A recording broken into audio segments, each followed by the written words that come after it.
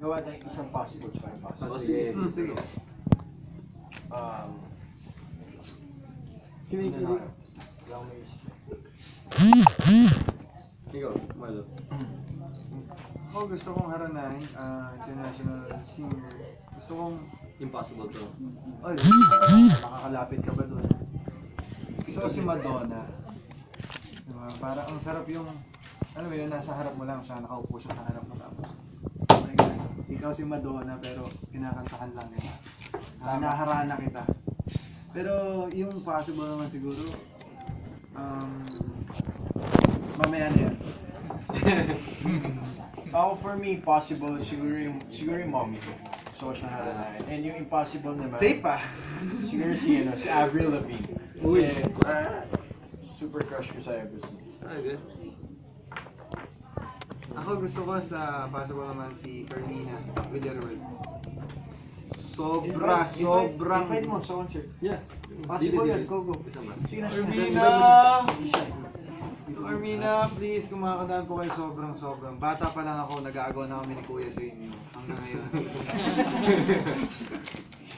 Hindi, pero ano lang yun, ang crush naman, hindi naman yun, yung talagang gusto mo siya. Ibig sabihin, false. Paghanga. Oo, pangkahanga. So, Carmina, kung pwede po kayo, October 16 po, baka wala ang gagawin. Ako na po bahala sa ticket. How about you two guys? Ako pa,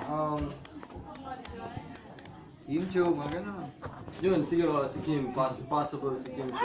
Uy, totoo naman talaga yun! Yan, si Kim Chu. Totoong guess, totoo yun naman talaga.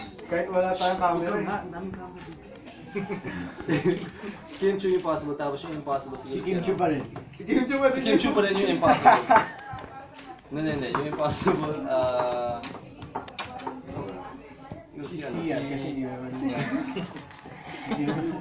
si Sian. Hindi, si Kasi syempre kailangan magpaalam, di ba? Yeah.